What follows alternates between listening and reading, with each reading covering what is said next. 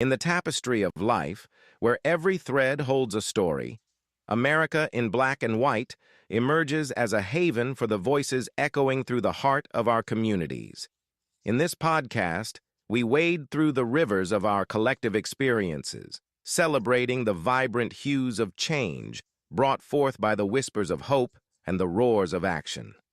It's more than just a conversation. It's a journey into the heart of our society, illuminated by the light of those daring to dream and do.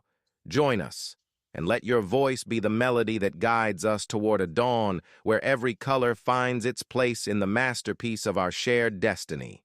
Together, let's paint a future brimming with the positives that dwell in our minds and the actions that shape our world. Welcome to America in Black and White. I'm your host, Charles King, and tonight we're honored to share the journey of a scholar, advocate, and cultural memory keeper whose work bridges history, justice, and empowerment. Dr. C. Negus Rudison-Imhotep is a cultural memory specialist and a scholar of African thought and a seasoned public servant. His life work spans education, social justice, advocacy, and Africa diasporic history. From Reading Imhotep Consultancy Group, LLC, to teaching at universities across Iowa, Dr. Rudison Imhotep has dedicated his career to cultural restoration, institutional equity, and historical reclamation. His leadership extends into public service, from chairing the Des Moines Civil and Human Rights Commission to serving on state boards that elevate the voices of marginalized communities. He is also the creator and host of Babylon Makes the Rules, a podcast that documents and analyzes the experiences of African and African descended people through an Afrocentric lens. His forthcoming book, From Sankofa to Strategy, offers a deeply personal exploration of his journey through activism, scholarship, and spiritual consciousness. Tonight, we'll explore his life story, his scholarship, his work as an author and podcast host, his community engagement, and the profound influence of Frank Calvin Mann on his career. This is a conversation about memory, resistance, and imagining liberated futures. Ladies and gentlemen, I would like to introduce you guys to Dr. C. Negus. Hello, sir. Hello, how are you today? I'm just excellent. So you still in the storm? Absolutely. I'm in my car and it's 22 degrees and we're expecting 4 to 5 inches of snow. Oh, I can imagine, especially where you're located. Yeah, in the middle of Iowa. Oh boy. So, as we are about to, as we're going to jump here into the show, I want to start with your life journey and how you got to the point of where you are now. Oh my God, that's Yes. quite that's quite a question to ask. And do we have enough time? But sir, I'll give it to you this way. My name is Negus Well, Rudison-Imhotep. I haven't actually. Well, Rudison. I was going to ask you I haven't asked you the question yet. Oh, I thought you did. No. Okay, forgive me. So, if you tell us, what was your upbringing like in Houston, Texas? It was extremely interesting. I grew up in the segregated community of Fifth Ward, Houston, Texas. My father was a businessman. He had a furniture business. Uh, we had livestock, and myself and my younger brother were basically young cowboys. We took care of cattle and took care of horses. And I think my dad thought he was being Cartwright, and my little brother was Hoss, and my little brother was Little Joe. I hear you. So, how does your early experience shape your commitment to cultural memory? Um, from stories that I learned by like the young folks today call it ear hustling. I used to sit by when the elders let me sit by, and I listened to stories, Mhm. and I learned from those stories about things that I had no idea of, I wouldn't have known, or things that I found out later in history. Mhm. So, what inspired you to pursue both public administration and Africana scholarship? Well, the Africana scholarship was is something that I did on my own. Mhm. Uh, Academically, I have studied political science, public administration, and business administration. But from my upbringing um, as a youth back in the mid '60s, my parents gave us Negro encyclopedias, and yeah, Johnson uh, that used to have Ebony magazine had an encyclopedia called the Negro Encyclopedia, Mhm. and it was a story behind it because as a child, I remember one Sunday, my parents and my brothers and sisters come from church, and we were watching after dinner. We were watching uh, 60 Minutes, and it was the civil rights movement. There was something going on in Mississippi or Alabama, and water hose were on people and dogs, and police whooping and beating people. And after the show, I looked over at my dad and told my dad, it's not our fault that we're Negroes. Mhm. And and my dad jumped up out his seat and grabbed me, and he told me that you need to be proud that you're a Negro. And I asked him why after what I saw, and my father he immediately started tearing up, and my mother came and held my dad, and that following week, about a week or two later, my parents had ordered the Negro Encyclopedia, and that's where I got my beginning. Mhm. I started reading about black people. Wow. So, can you tell us how did you connect public administration to Africana scholarship? What was that connection about that made you want to study in that manner? Well, it wasn't a disconnect at all because I couldn't take away the Africanness that's in me, Right. regardless of your political party or affiliation.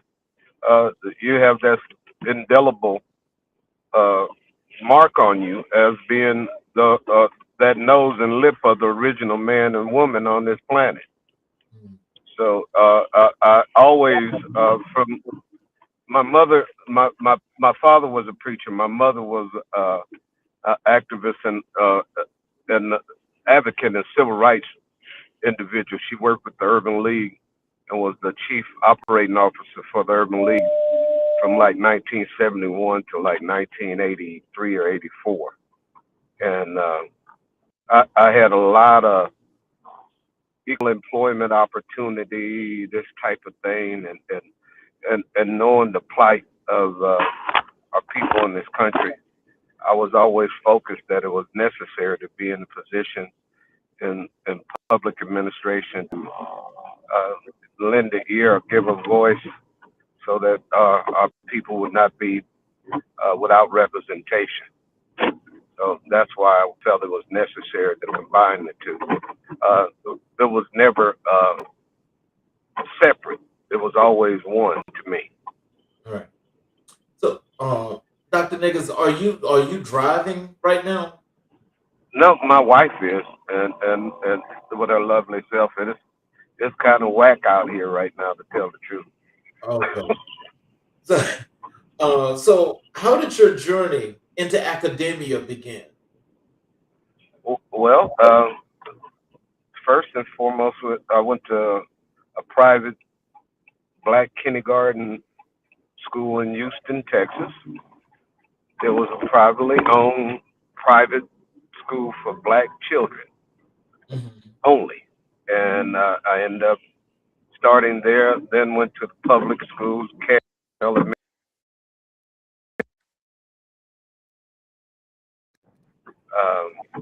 Parents divorced back in '68, and had to move out of uh, had to move out of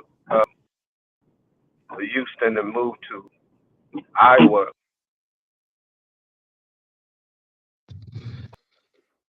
Time in the late '60s, I had ever went to a school that was integrated. When I came to Iowa, it was a major cultural shock to go to school with white kids. But we stayed here 3 years. Mother went to school while she was here and obtained some academic credentials and had an opportunity to reconnect with people that she knew from here who were instrumental in the creation of the Houston area urban league and actually an individual named Quentin Meese, whom my family knew. And we ended up going back to Texas in 1971. So I went back as maybe 11-year-old kid, went back to Texas and like reconnect with my father and other family that we had in Texas. But I stayed there, became a student, went through the public school systems. Then my senior year, my high school years, I went to a private Catholic school, and I told my mom and dad that they turned me over to the enemy when I went over to dealing with the Catholics and the Jesuits. But yet I went there and further went on as a student athlete. I went to New Mexico State University. I was a all conference running back at New Mexico State for about 3 years, 2.5, 3 years. Uh, Dropped out of school because I became a parent for the second time, and third time. And then I had to drop out of school, and I had to work and start taking care of children. So I had quite a long hiatus between academia and just working out in the real world without a college degree. But like in 1980, no, in 2008, I got hurt on a job. I was a construction worker. I was driving a concrete truck and had an umbilical hernia. And I knew that I was no longer going to be grabbing and pulling heavy equipment. And one of my close friends who was a minister in the church, and I was ordained minister in the church as well. And he told me, he said, man, you might as well go back to college.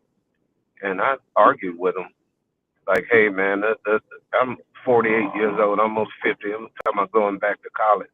And he told me to go back, and he showed me how to get back. And I did, and what startled me, that I ended up obtaining my bachelor's in like 3 weeks because Mhm. I had so many credits. I didn't have the documents to support that I had the bachelor's. I got the bachelor's real quick in like 3 weeks, and then I uh, got it so quick. I said, wait a minute, I might as well go back to school again and get my master's because I told my mom and dad, I promised them that I was going to get a PhD when I left off school. And neither one of my parents are alive today. Neither one of them saw me obtain a degree, but I stayed in school, and uh, from like 2010 to 2022, I obtained a bachelor's, a master's, and a PhD. Well, yeah. So, how did you get into the part of instructing, becoming an instructor? You Well, know. as an ordained minister and a senior pastor, I was a senior pastor of Second Baptist Church in Fort Dodge, and I always had people tell me I have a knack of teaching. I'm a storyteller. I I try to dig up as much data that I possibly can. So when I'm in front of someone and speaking on a particular topic, I know that I'm well versed, so I can explain it in empirically, but then I can explain things to where just the common Joe Blow can handle it and understand. And I was at the church. I taught a lot about the African presence in the Bible, Mhm. and my church. A lot of the members loved it. Uh, some people were afraid because they thought I was creating some new doctrine or something because I was identifying throughout the Old as well in the New Testament the presence of black people all throughout the scriptures. So I've been accustomed to teaching and providing evidence to support what I was saying when I taught. And that's what my students what I'm doing right now at Grandview University. So, what challenges did you face navigating both scholarship and public service? Oh, dealing with the reality of how white supremacy racism functions Mhm. in America, because a lot of people uh, we look at the origins of this nation, and I'm what they label a critical race theorist. So I I support exactly that this nation was founded on racism. Every document that they ever wrote here from the Constitution on is Mhm. racist. Right. And it's not that, if you don't see it, you just Stevie Wonder could see it and he's blind. And no, that's right.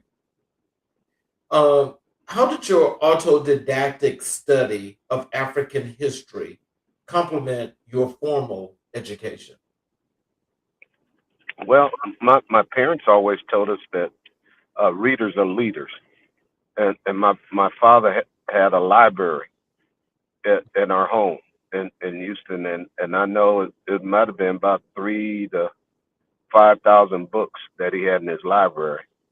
And one time saw my dad going to the library, and he opened up a book and he put some cash in the book and closed it and put it back up on the shelf.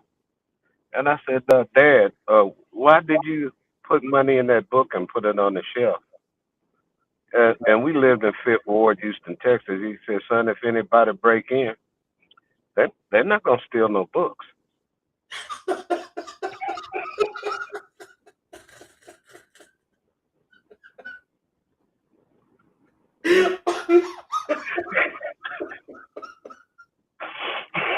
Oh my God. You know, he's so true. That is so true. Come on, man. What they gonna steal? The TV, the stereo, microwave, Yep. put your money up in your books, and like the old saying about black people and reading. I'm Yes. not gonna say it. Right. Hide Uh, it. Just so, what role did mentors play in your development? everything. I had some of the best mentors and some of the worst mentors that anybody could have. Mhm. As a student athlete, man, I had uh, two football coaches, both played in the NFL. Mhm. Okay, and both of them played in the NFL the same position I played, running back. Uh, Mhm. when I was in high school, I told my coach one day I saw a record that state record that they had in high school down in Texas for a single game Mhm. rushing, and I looked up on the board. I mean, the week before we was going to play that team on the weekend. I said, Coach, I see this record up here. He said, Yeah, it's a 520 yards rushed in one game by Ken Hall in 1952. I said, this weekend I'm gonna break that record, and everybody in the room laughed. Mhm. But that weekend when we played that game, the second time I touched the ball, I had two touchdowns, 185 yards, and no one tackled me. Oh So wow. so in the end, I ended up breaking the Texas high school single rushing record for one game of 500. Game is. And that 1978, I made small Silas in the crowd. That, but then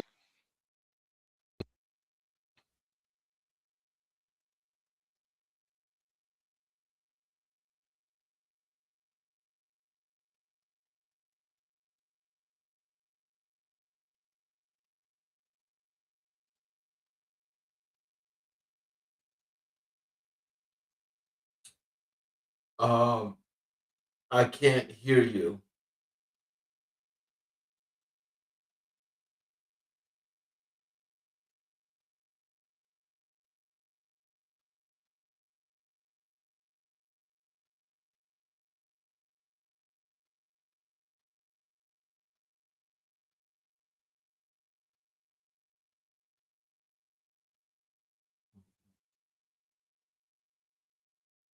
Can't hear you.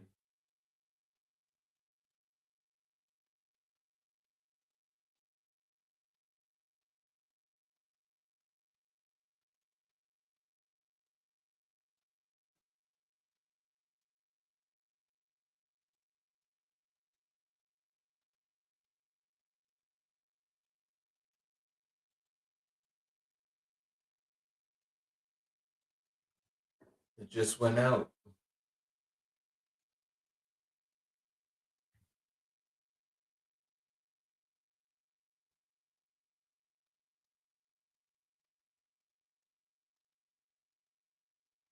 I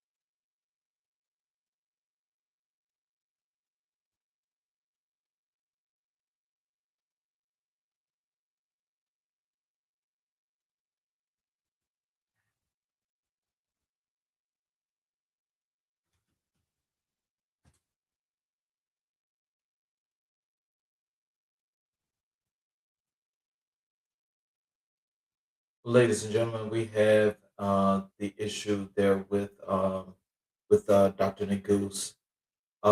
We are going to we will reschedule this event for we'll look at maybe doing it like next week.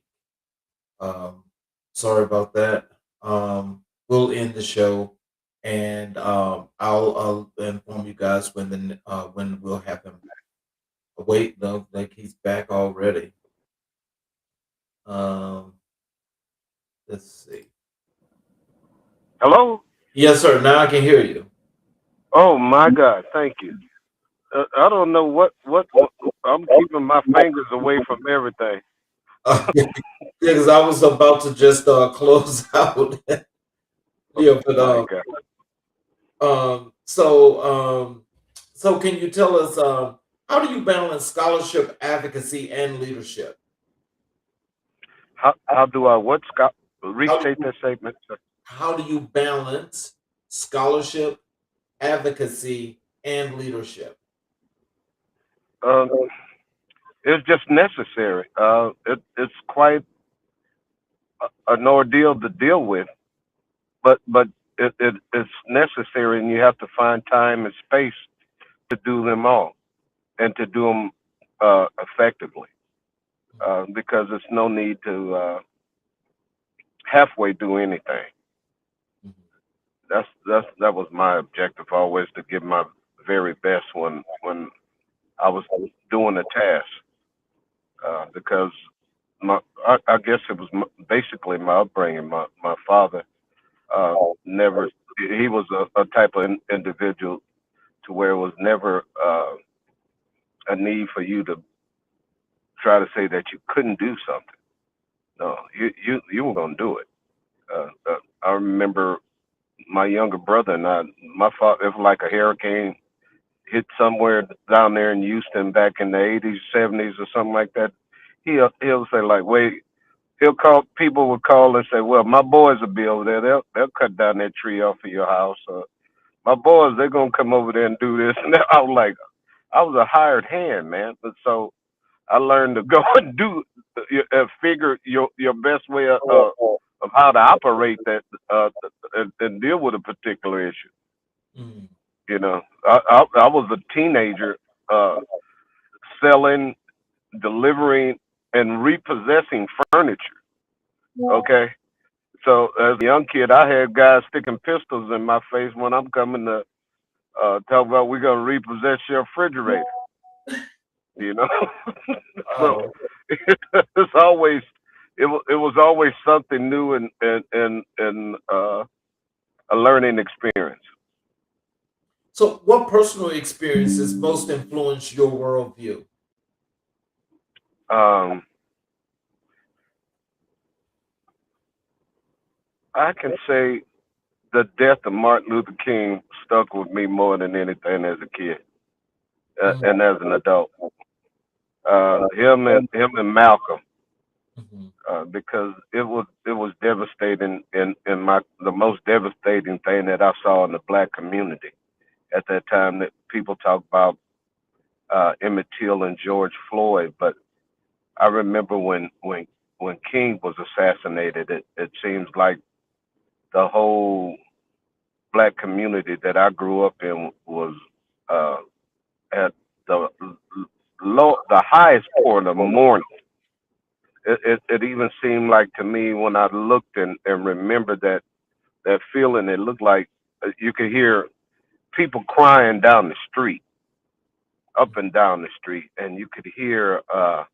It didn't even sound like the birds were singing right. You know, it was sad because people didn't know what to do. mhm, And at that time during that movement, people rallied, but we organized. They mhm. went and organized and created things that we had.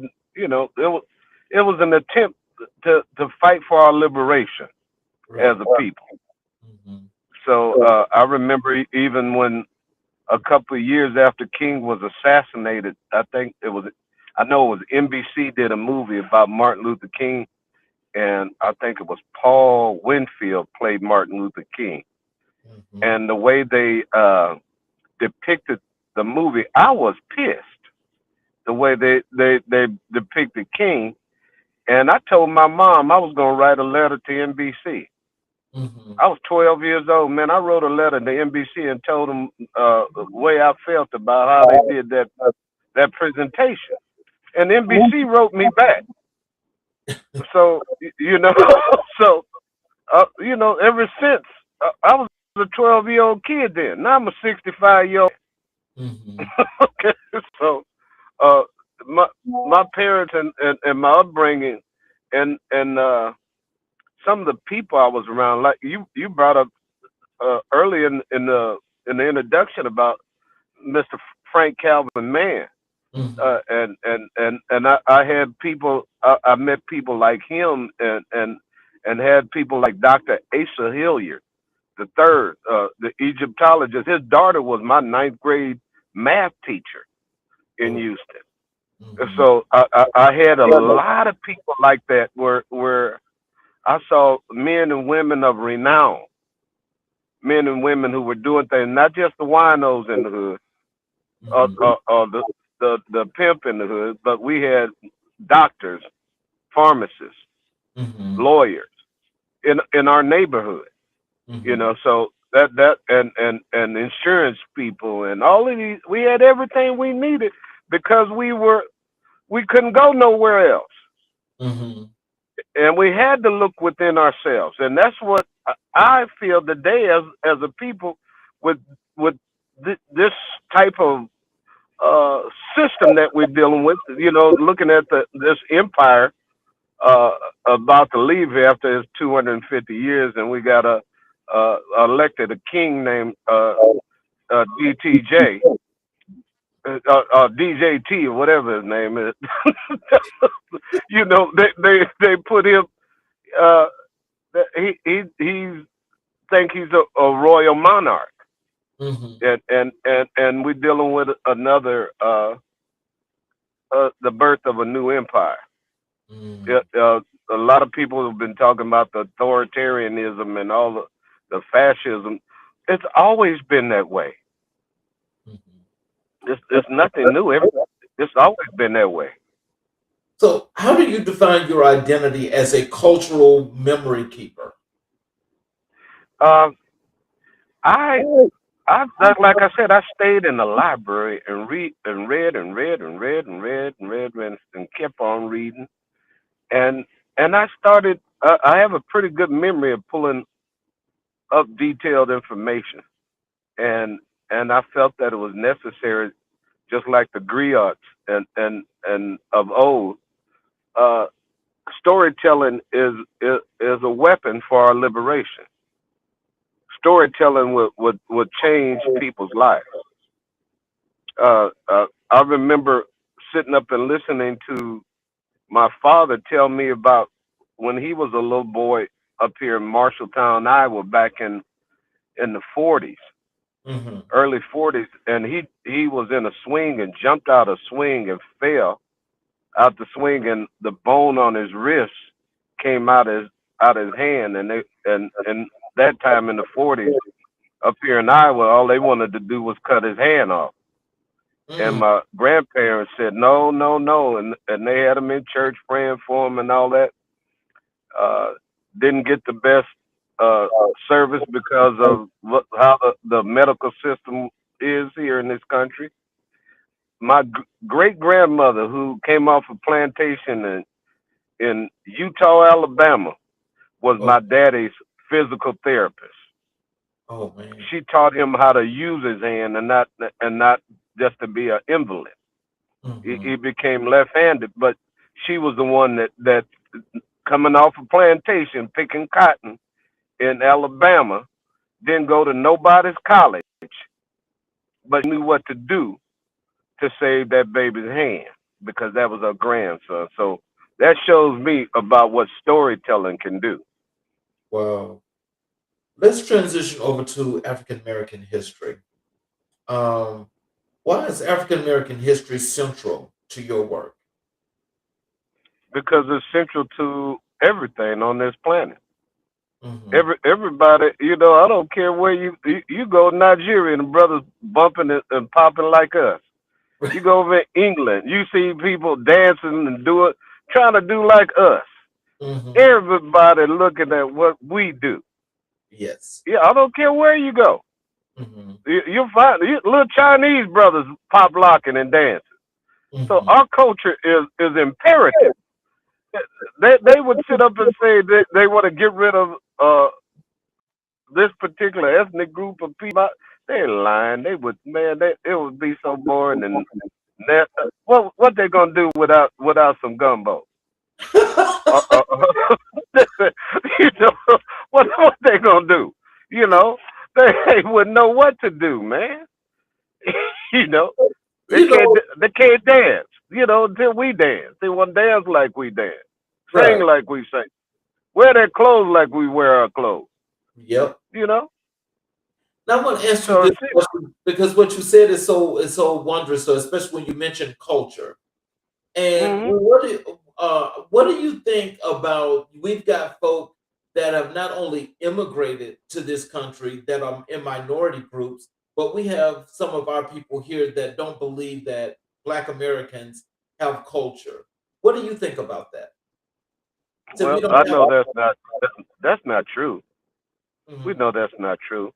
And people can have their perceptions Right. because we do have culture, and just like every group has their own culture.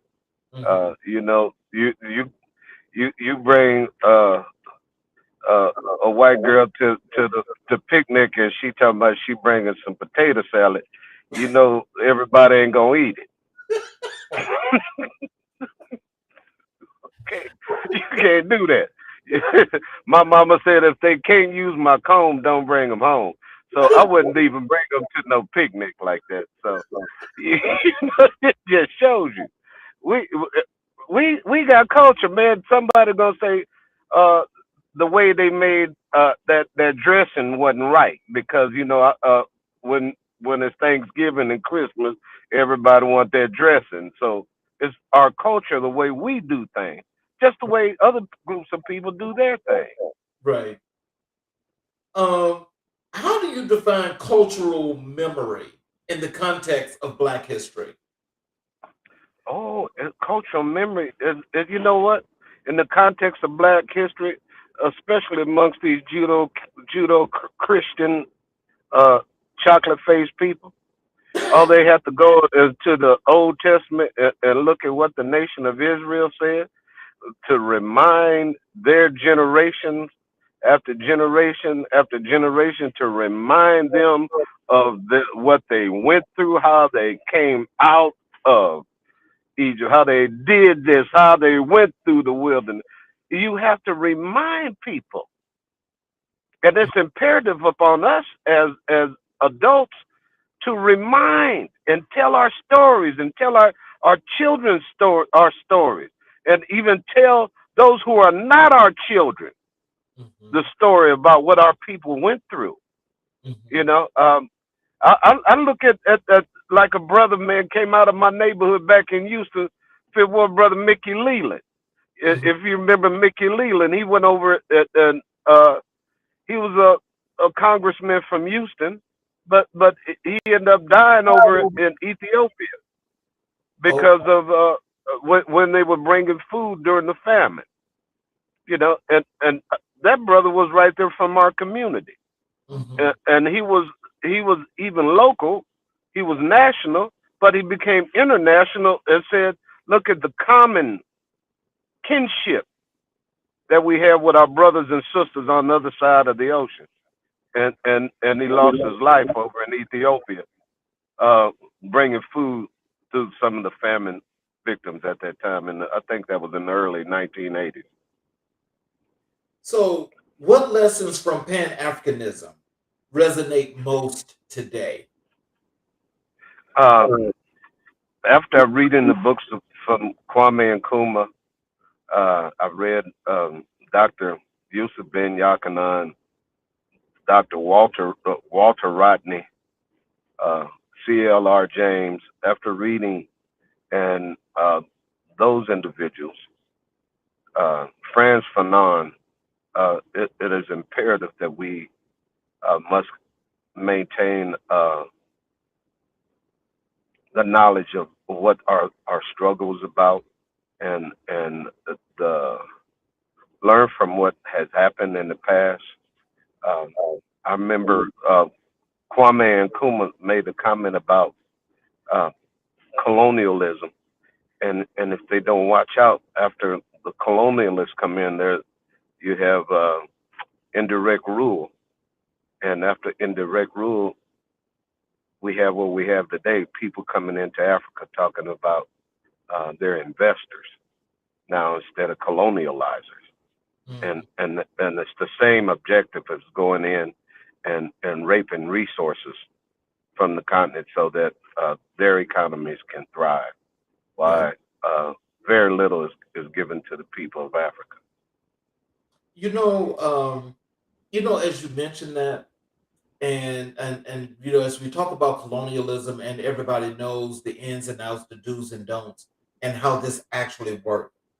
When we think about how that negative influence has taken place worldwide with the deception in repression and how it was done, how do our people, or how do people of color in general, what do you think some of the things they should be able to do in order to rid themselves of that slave mentality? Because it's a slave mentality that's been stuck in a lot of people's brains and minds. Well, first and foremost is uh, to find out who you are. So many people, especially blacks in America, believe our history starts with slavery. And Yeah. if you don't look at our history beginning in the Nile Valley and the core of Central Africa, you're misinformed. Mhm. So uh, automatically, people look at us and think automatically because of the color of our skin, we're poor and we must be a criminal. You're Yes. criminal. You're black. You're criminal, and you're poor. And just like my father told me, he said, "Son, do you know what they call a black man or a black woman with a PhD or terminal degree?" And what do you call them? He said the N word, Oh. nigga.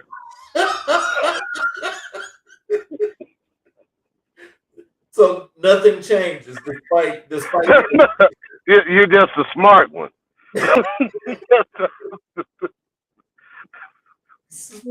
So how do you approach decolonial pedagogy in your teaching?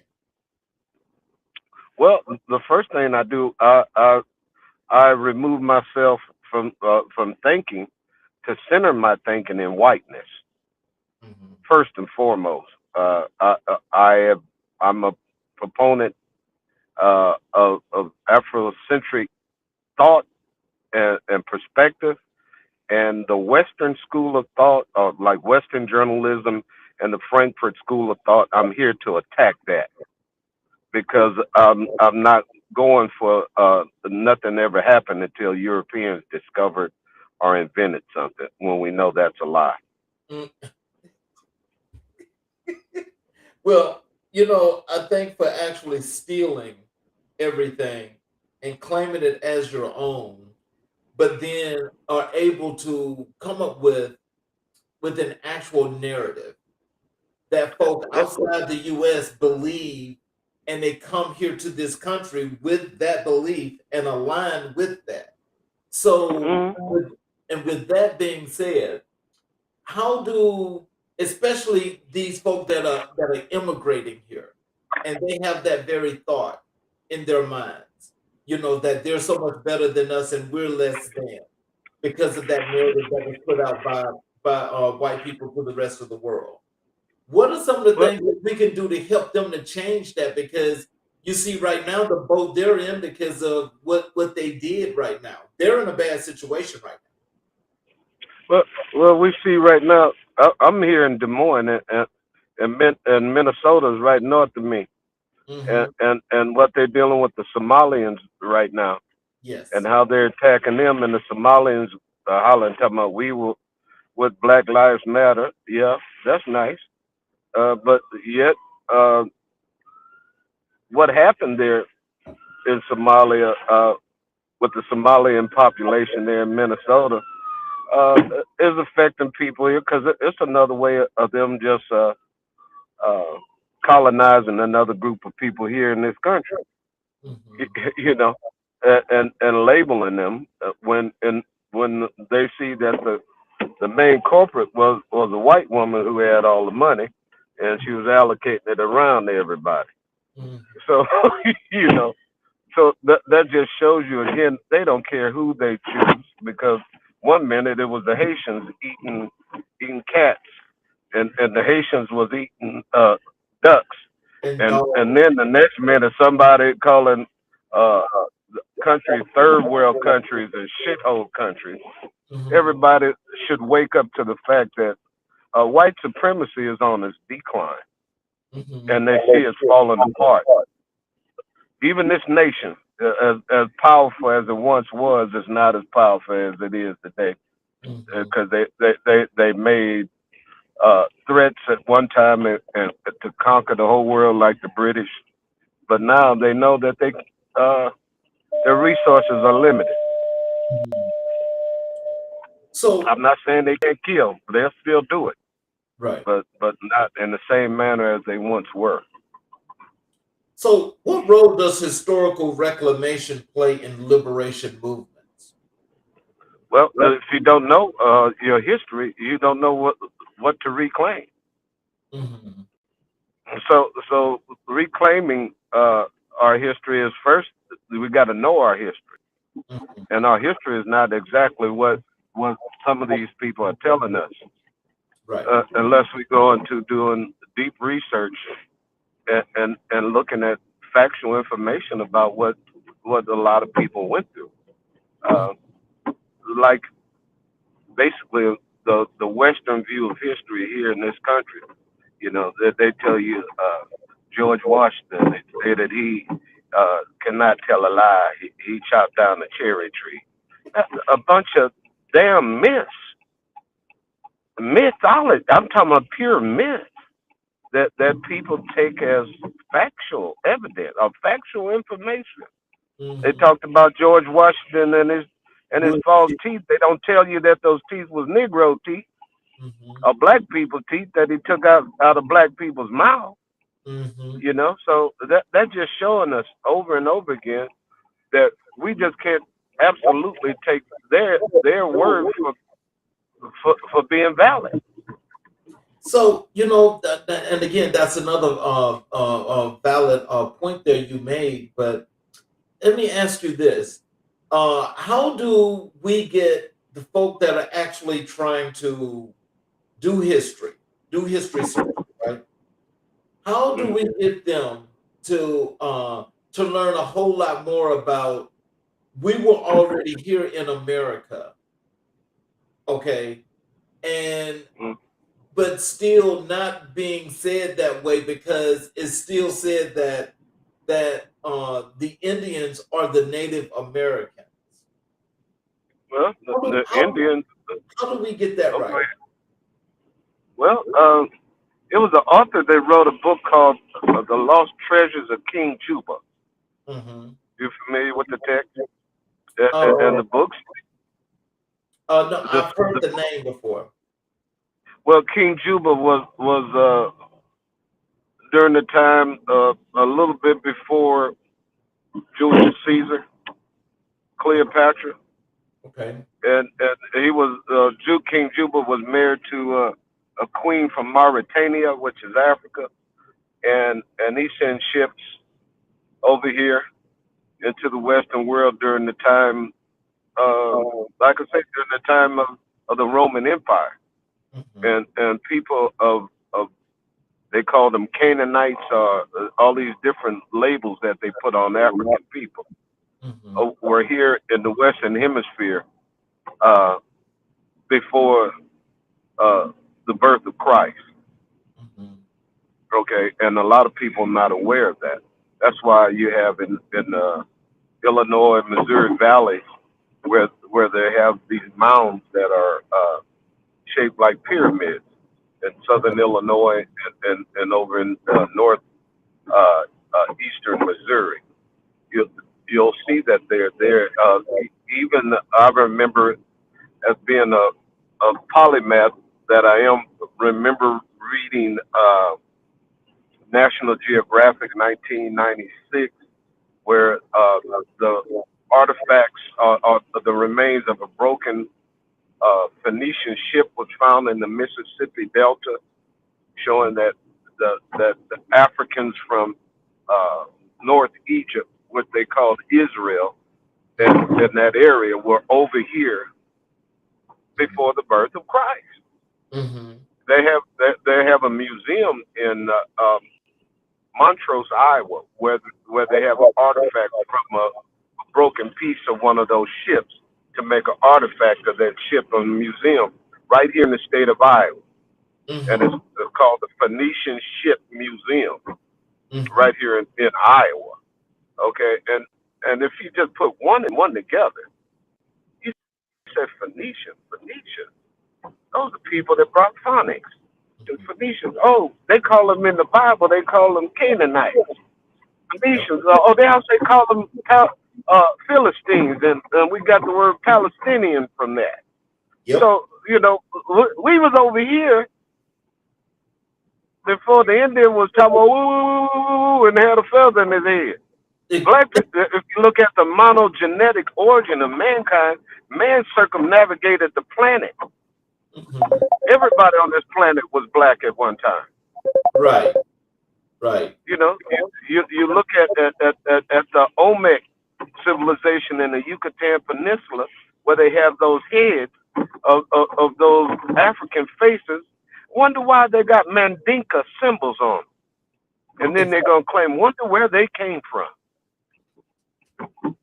See, but see, like that's the thing that I actually try to get some folks to understand, because they're saying that the Indians are the Native Americans and that black people came here strictly on the ships, on the slave ships. And That's the so biggest lie in the world. it is. It is. And just dispelling that, I'm really I was at a loss of words the last time I had that discussion, really, because I'm just trying to figure out, like, what would I have to do in order to say, look, here it is right here, maybe.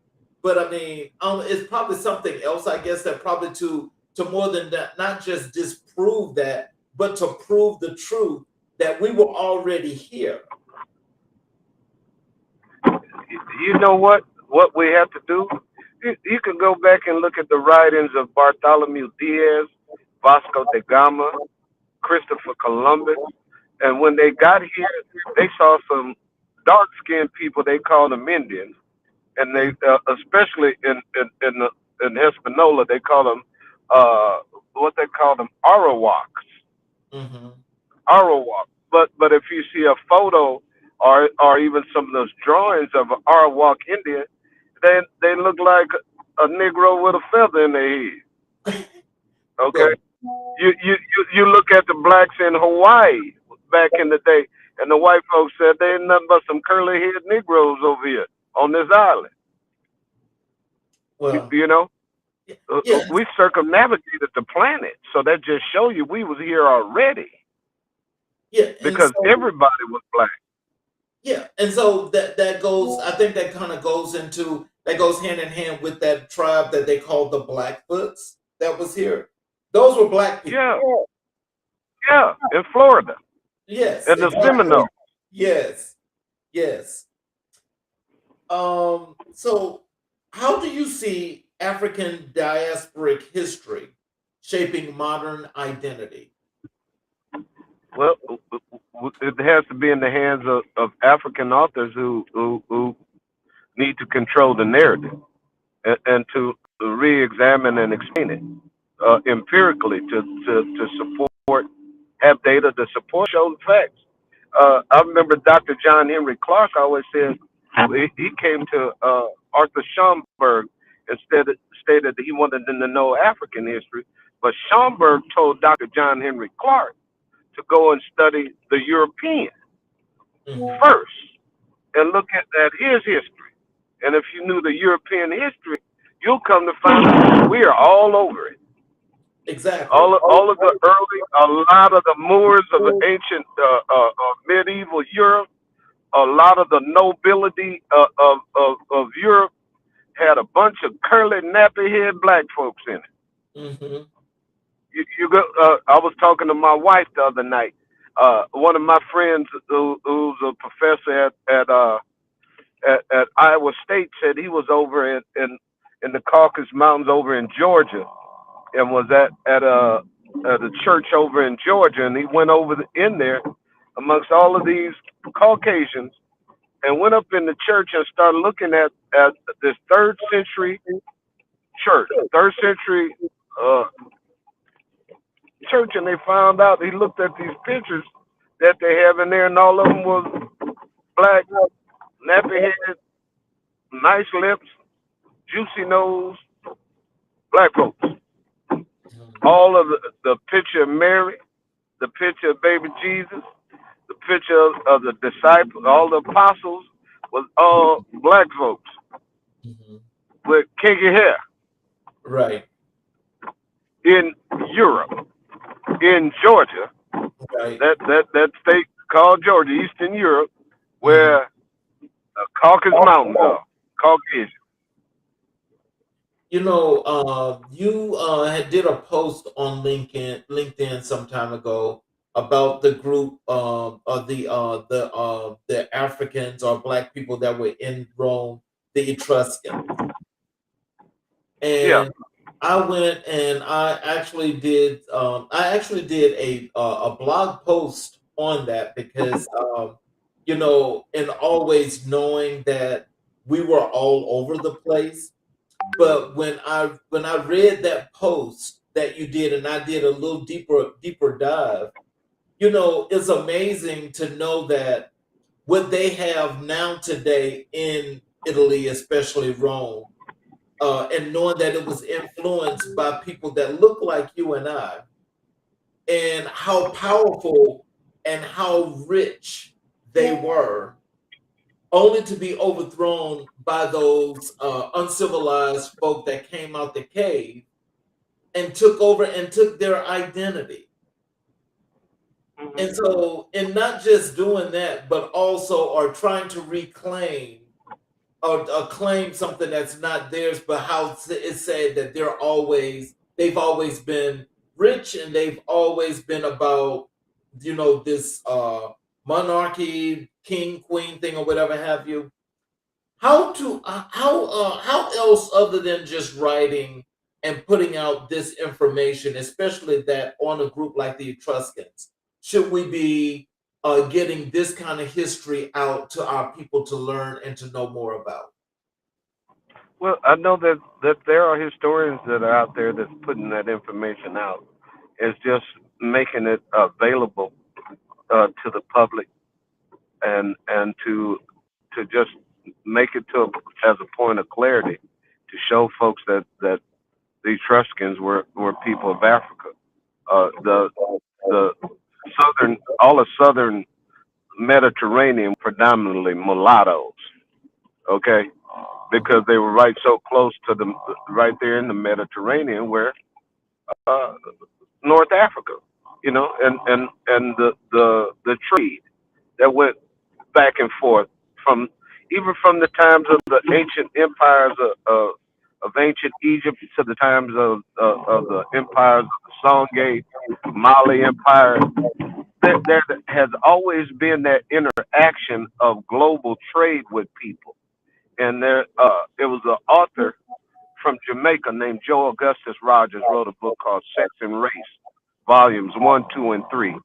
And you see the miscegenation of different ethnic groups throughout the planet. So it just shows that the majority of the people in Southern Europe, like I stated, are darker than the Europeans up north, Hmm. because they said the Italians have an olive skin, the Greeks got an olive skin. Is that because the brothers and sisters is in their bloodline? That's their family. Right. You know, I was working downtown here in Des Moines at one time, at a department store, and I was helping an old gentleman from Italy, and his name was Joe Negro. Mhm. Yeah, I'm not joking. Joe Negro. Joe Nigro. Mhm. This little Italian dude looked like my daddy. Oh, wow. He was just because my dad was lighter than me. My dad light complexion, and this dude kind of looked like my dad. And he was up there, and I said, "Sir, here's your order here. This is how much it costs." He put out his credit card. I looked at his card and said, "Joe Negro." I said, "Joe Negro." He said, "Yeah." He said, "I'm from Sicily. I'm from the old country." I said, "Yeah, I know who your people are."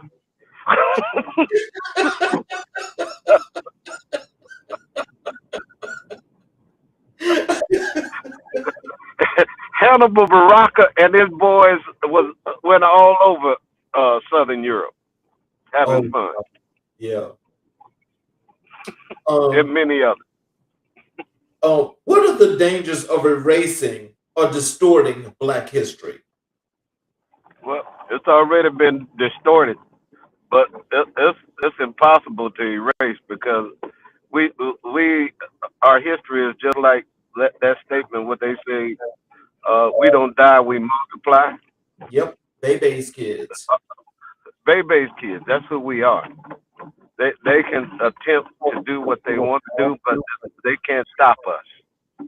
Hmm. I was talking to students at Grandview this year, and I told them basically this class that I'm teaching, because here in the state of Iowa, the anti DEI and anything CRT. And they were saying, we're teaching this class of African studies at a historically white Lutheran university. I said, I was telling my students, I said, basically, uh, black history has always been contraband in this country. So Mhm. you're getting it. And most of them were saying, well, this information we knew nothing about. I said, well, it was by design. They didn't want you to know. Mhm. Um, how do you connect African American struggles to global African experiences?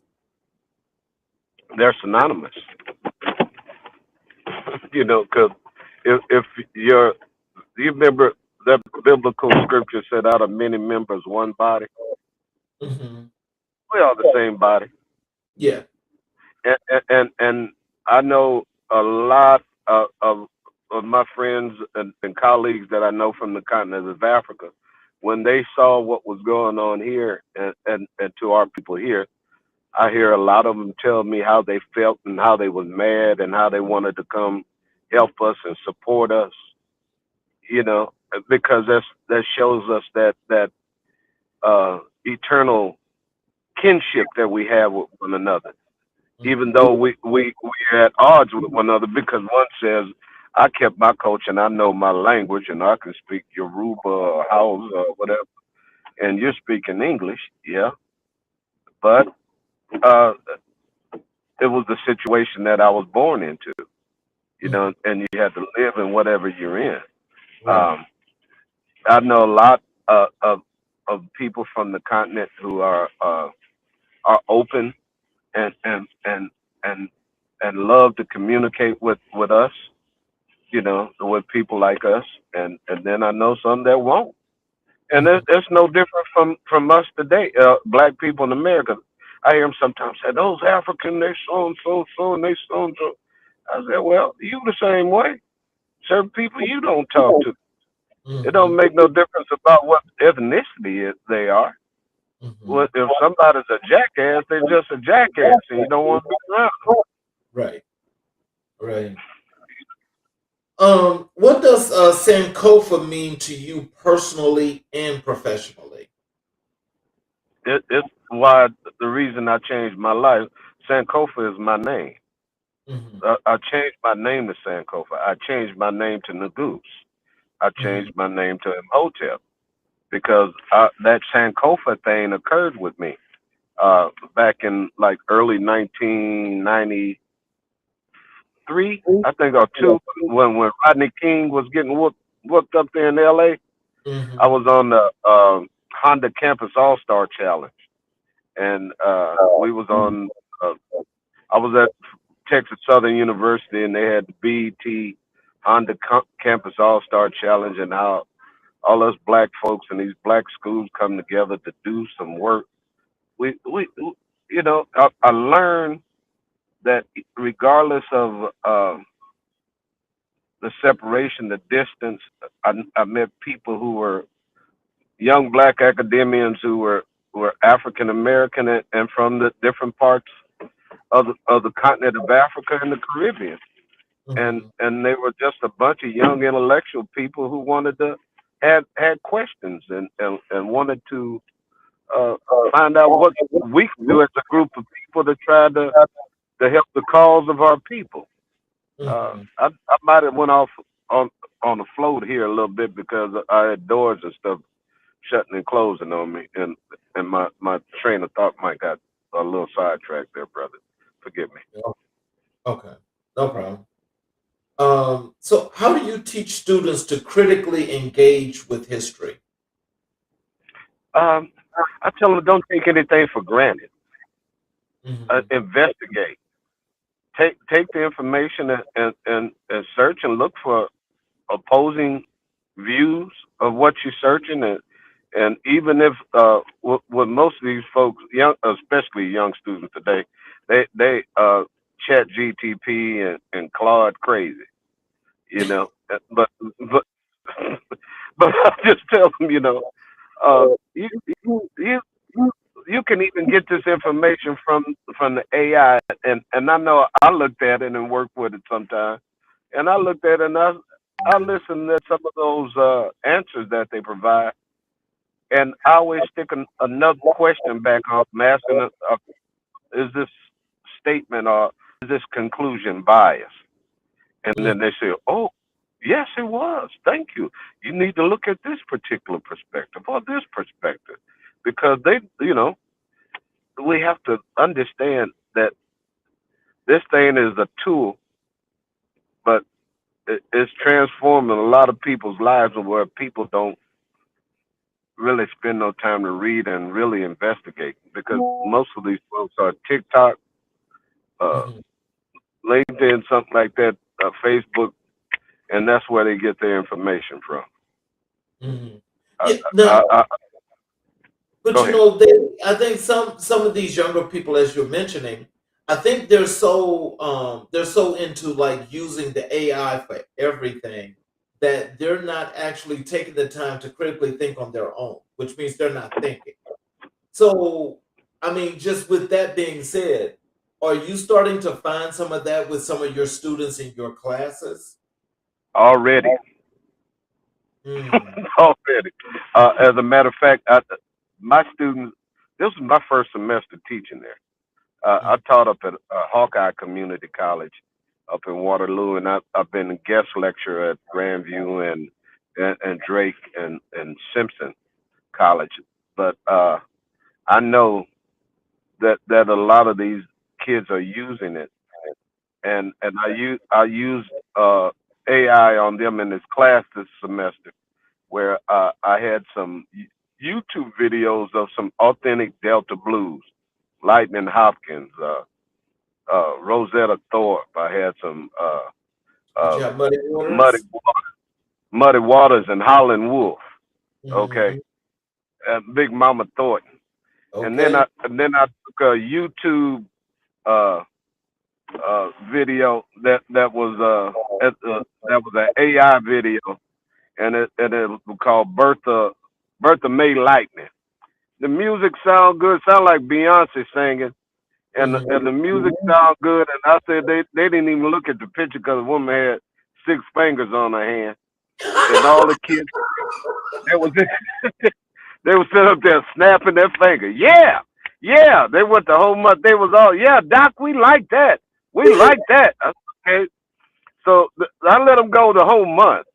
And at the end of the month, I said, y'all been giving me all these AI papers and thinking y'all smart. I said, I slipped one on y'all and y'all didn't even catch it. And they said, what? And I showed them the video and they said like, oh, and I said, now I need a 3-page essay from everybody in the class on how AI can erase history Okay. by misinformation. Hmm. And they was like, oh, yeah, the old gray haired dude. No, I'm not stupid. I'm looking at what y'all giving me. So I said, let me put a little something on y'all. Back at you now. Hmm. Yep. Uh-huh. Oh, Doc. Oh, yeah. Now, we sorry. Okay. So what historical figures inspire your scholarship? uh, First and foremost, my father, my mother, my grandmother, my grandfather, and my great grandparents, the one that I knew and the one that I met. Hmm. They were instrumental because they told me that education was your key to getting out. Hmm. My grandmother, even in the 1930s, she was an elementary school teacher here in Iowa. Okay, Oh. okay. So everybody, I have an uncle. My uncle Alan, he just passed 2 months ago. Hmm. He was a conduit for NASA. He wrote a book about 5 years ago for NASA called "The Universe Is in Us," and he was instrumental in helping me to complete my doctoral journey. And he was always my role model because my uncle played He was a college football player at Southern University back in the day, was in the early 1960s. Okay. Graduated from Southern in biology and got his master's at Tulane and his PhD at UCLA. He's a toxicologist and clinical pathologist and an astrogeneticist. Oh, So he wow. wrote a book for NASA called The Universe is in Us. And my uncle was just like I said, he was instrumental in my educational pathway. I've also had the late Dr. Uh, Thomas Freeman. I shall never forget late Dr. Thomas Freeman. Hmm. He was a Alpha Phi Alpha brother over and the dean of the Arts and Science Department at Texas Southern University. Hmm. And Dr. Freeman, I remember I took his class at TSU and became a member of the debate team, and I had to take a philosophy class, and it was Philosophy 101. And Dr. Freeman was a Methodist preacher and an A-Phi-A, okay? And he was the head of the debate team. And he told us in his philosophy class that when if you follow the syllabus, you'll do well. Because if you don't, you'll be in trouble. And he said, I only have two grades that I give an A or an F.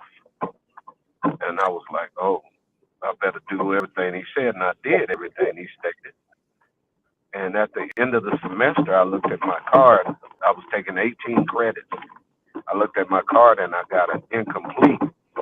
And I was about to have a fit, you know, because I said I did everything and this dude gave me an I. Hmm. So I was irate going up to the office to talk to Dr. Freeman. I was going to give him a piece of my mind, you know.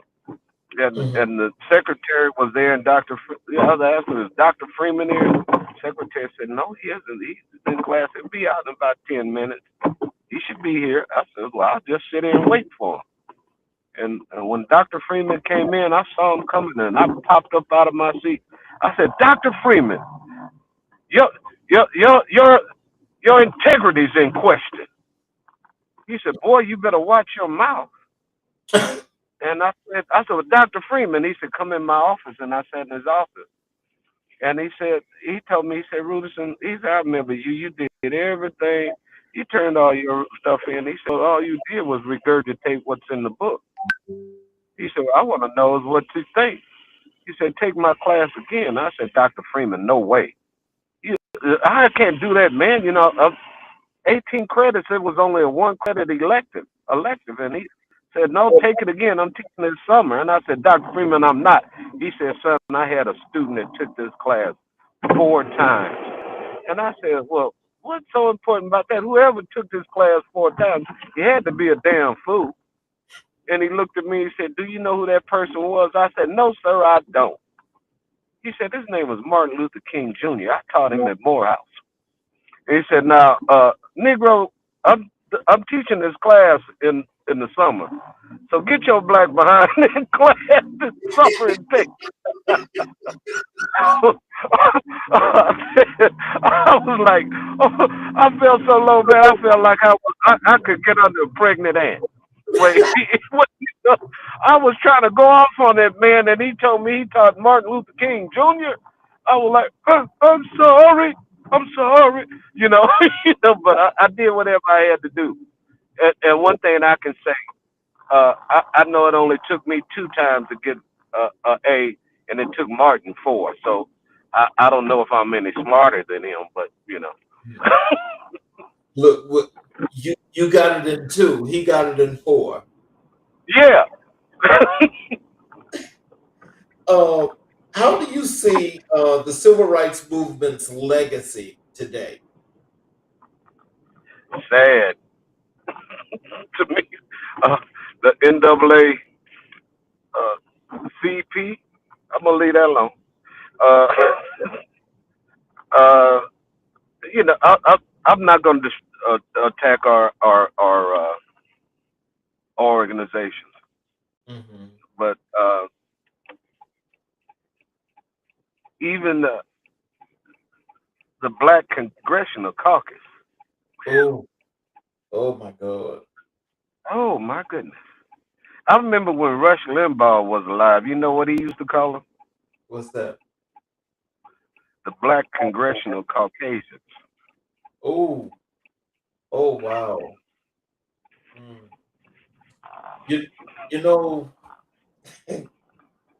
oh man, we see. I think we have to probably carry that on another show because you I know, believe so too. That's a whole nother uh, story. you know, there's a lot behind that, and I just as you say, I try not to say so many things, but I go back and I search. I will say this: I went back to actually go back in the discovery of the founding of the NAACP. I really, had an issue, with Kennedy because Hmm. because I think that's kind of like set a foundation for that organization that you know was just the wrong spirit. I'll just say that for the wrong spirit. Well, El Haj Malik El Shabazz made it clear. He Hmm. said the liberals are the most dangerous ones. Yeah, He said because they put you to sleep and eat yeah, you. The conservatives just let you know they're gonna eat you outright. yeah, He said one's a wolf and the other one's a fox, but both of them are dogs. yeah. What role does memory play in resistance? Uh, Michael Jackson had a song called "Do You Remember?" Yep. You have to know, so you know that you have to resist. Because if you don't know your history and know where you stand in this place and time, and you don't resist, uh, I can almost call you a waste of life. A person here who born in this struggle, who doesn't make an attempt to free itself, is an individual that lacks uh, the tenacity to be free. Hmm. You have to want it. You have to work. You have to make moves and changes. Uh, I freed myself because I came to realize it wasn't change that was binding me, or it wasn't the mind was the thing that was binding me, because I was taught to think European, and Hmm. all everybody here in this society was taught to be Western Europeans. And then when I found out that I wasn't treated like a Western European, I don't look like a Western European. Why am I trying to push myself upon someone that doesn't want me? Oh, Just like Martin Luther King stated, he said, "I may have integrated my people into a burning, what he said, a house, a burning building, burning burn house." it. Okay, Hmm. and Malcolm and Elijah Muhammad was saying, segregate, separate. Marcus Garvey was saying the same thing: Yep. segregate, separate, do your own. Yep. And when we did our own and we had our own, and when we were segregated, we brought forth Mayor Bethune Cookmans, and we brought forth Du Bois's, and we brought forth Conte Cullens and Langston Hughes, and all of these dynamic thinkers came out of a segregated struggle. Yes, they did. You know, and folks look at these things now.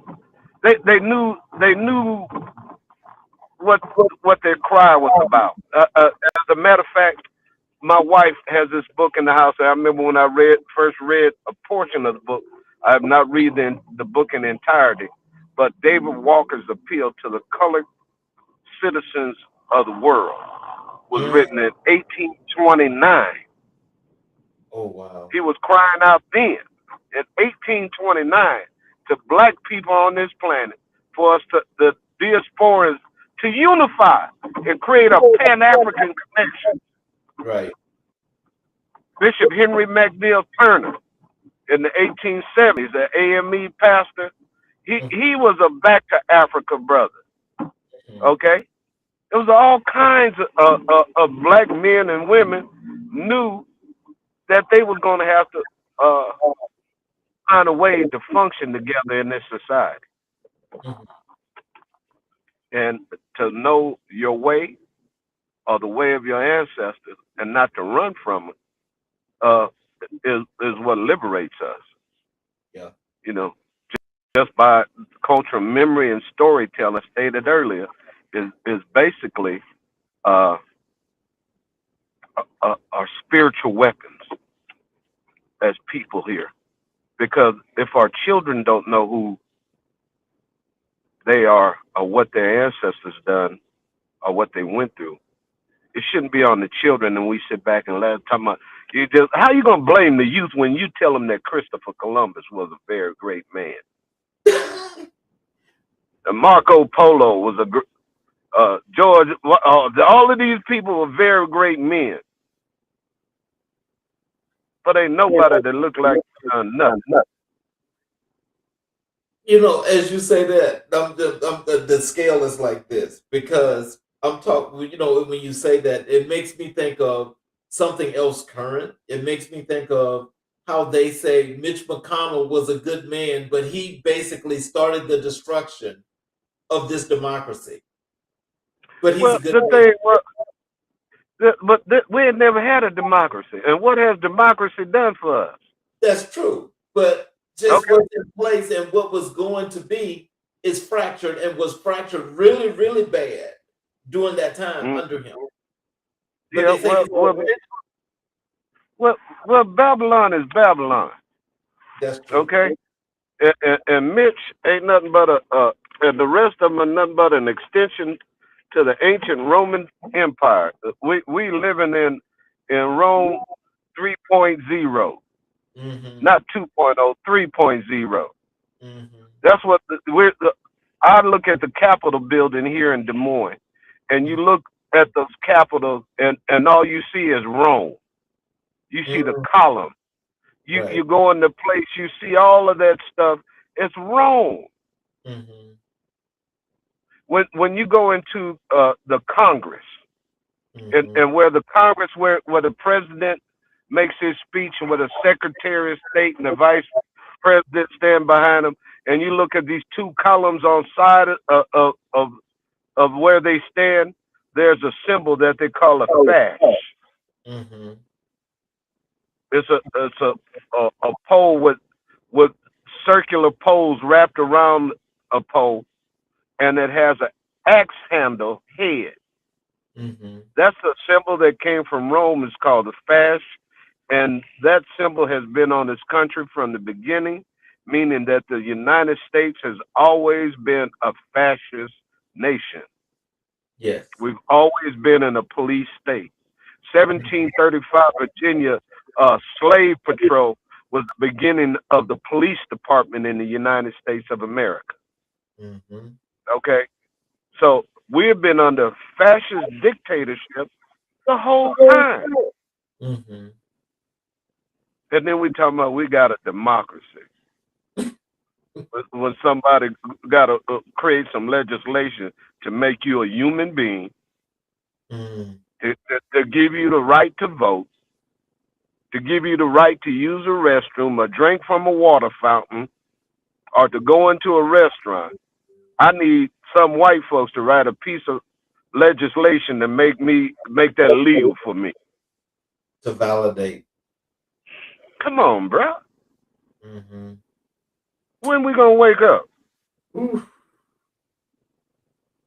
How do you connect African American history to contemporary social justice? Ooh, contemporary social justice. I it always well for 65 years of my life. That's all I know. is that it's always interconnected because a group of people who once considered 3/5 of a human being, like I stated earlier, had to create legislation to make them humans and to be functional uh, members of the society is a sad case to be in when everyone's free anyhow.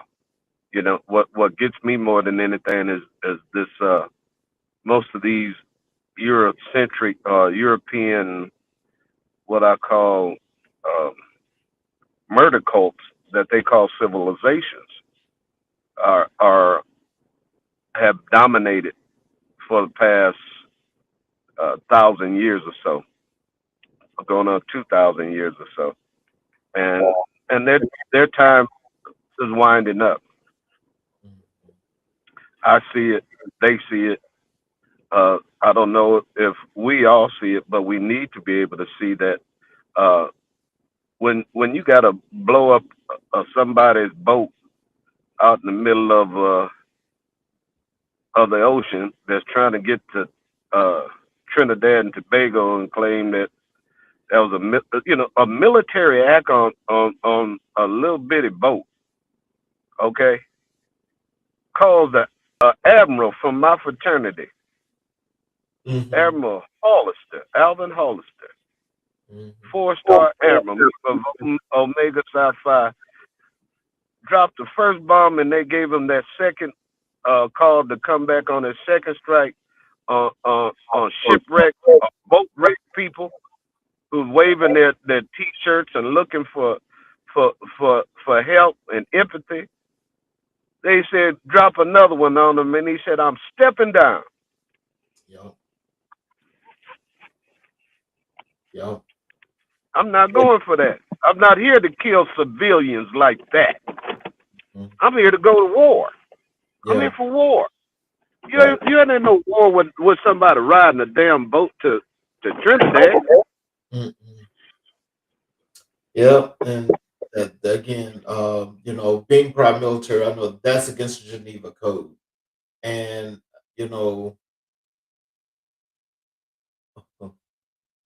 okay.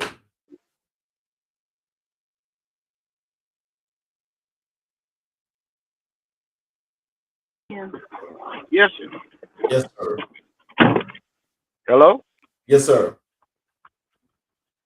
Yeah.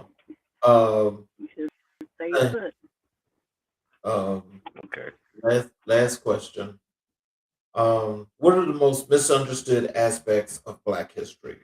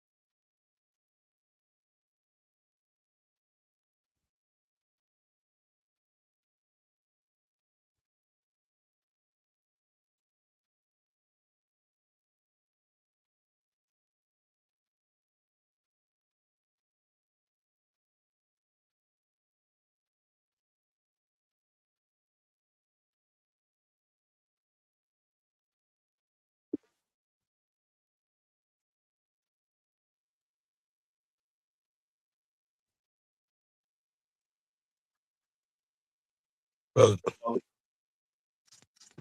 brother, I my Wi-Fi was acting a little cuckoo, and I got back to the house. So, Yeah, so so you at home now.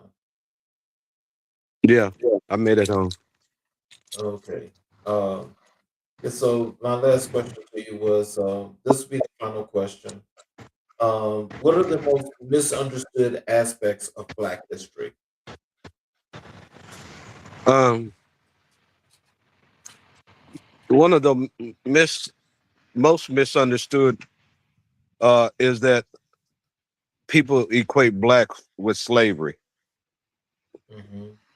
and the original slaves were Slavics. from Eastern Europe, and that's the Russian bloc. yeah, the Russian bloc, and that's Yugoslavia, Czechoslovakia. They're Slavics, and many of the Moors used to sell them in North Africa back in the day. But that's where the term slave comes from. So, but like you said, socially in this society, everyone, the social structure wants us to always remember slavery when that's not our origin. So that's one of one of the major misconceptions about our history.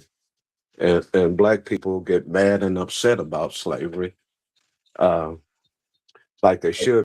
But one thing about slavery, Black people hate everything about slavery except one thing, and that's Christianity. Oh.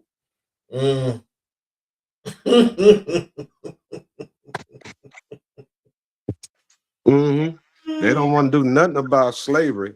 Slavery. Oh, leave all that. But they won't. They won't leave. They won't leave that good ship, Jesus. Let me tell you something. That indoctrination is one again that's to be desired, and that I would love to have you on my first edition uh, of Final Word Fridays on January 16th, where it's a 3-person panel. We'll be discussing hot topics and whatever you'd like to talk about. I think that'll be a good show, to pick this up, and we just talk about those topics, especially if it's something that you like to talk about, and you get a chance to do it freely. Oh, that would be wonderful. I remember I wrote a little article, a little essay about 6 or 7 pages about white Jesus and I think the mental genocide of, of African thought or African thinkers. Just because it's like a white Jesus syndrome. Uh, that's what it is. People, man, I can tell you, you remember, I know I grew up down south. I don't know where you grew up, Brother King, but down south, In the if you South. had huh? In the South. Okay, most of the time when you went somewhere, you saw people, when you went in their house, they had a picture of white Jesus, Yep. John F. Kennedy, and Abraham Lincoln. Yes, sir. Right there in that living room. Yes, sir. White Jesus, Abraham Lincoln, and John F. Kennedy. Yep.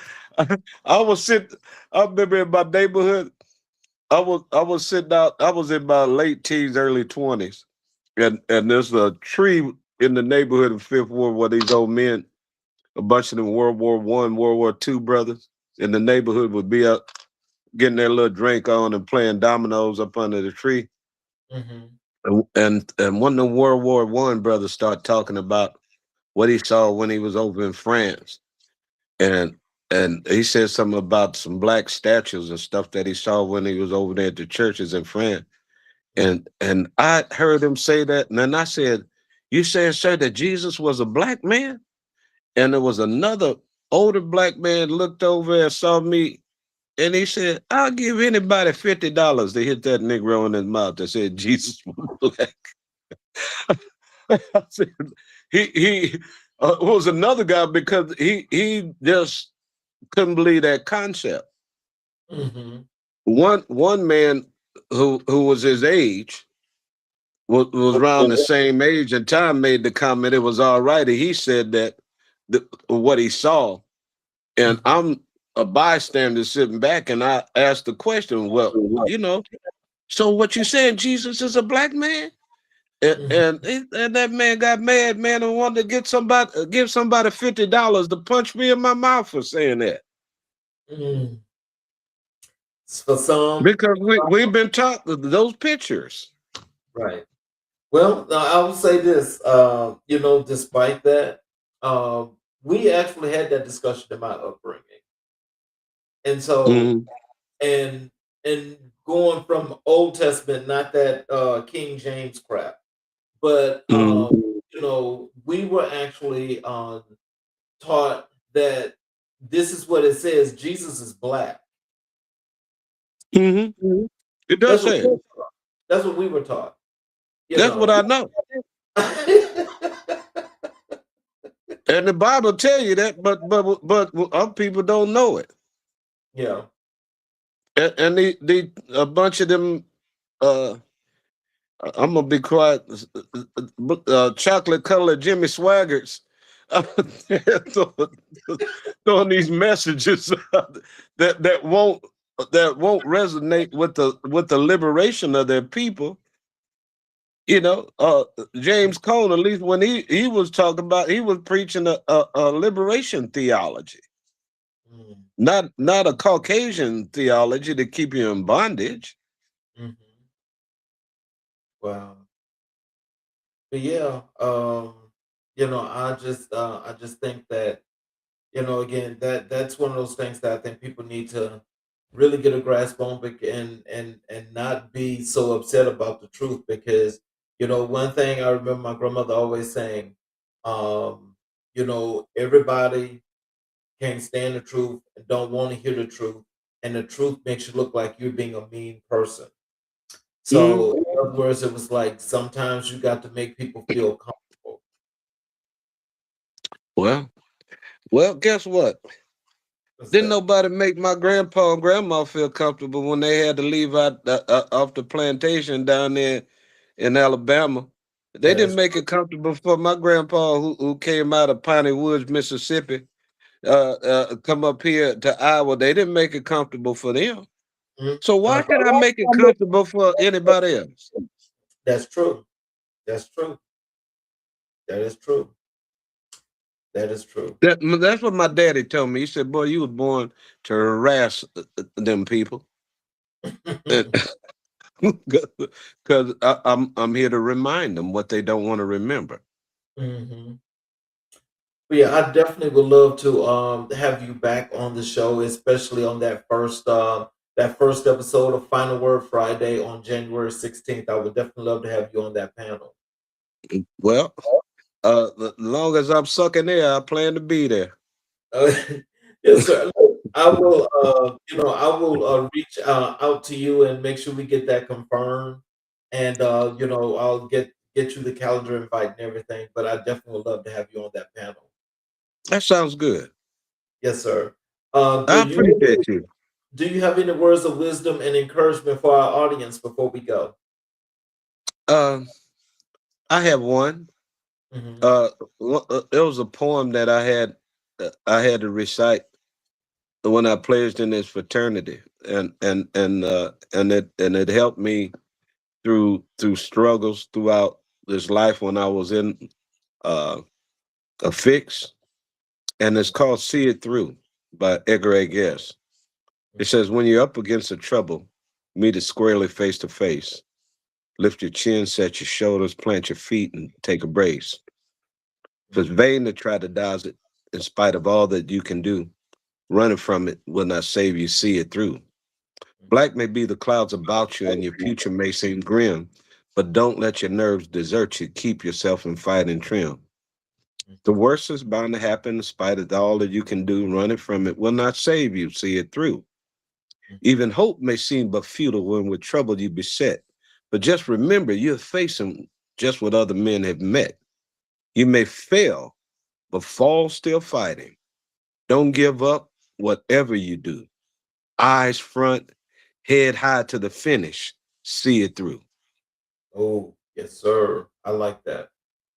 And for those of you guys that have been watching us for this period, I appreciate you guys for watching. If you have not yet subscribed to the YouTube channel or enabled all notifications, I would appreciate the support. I want to thank Dr. Negus for being here and doing such a great job and talking about this history, because I think it's very important.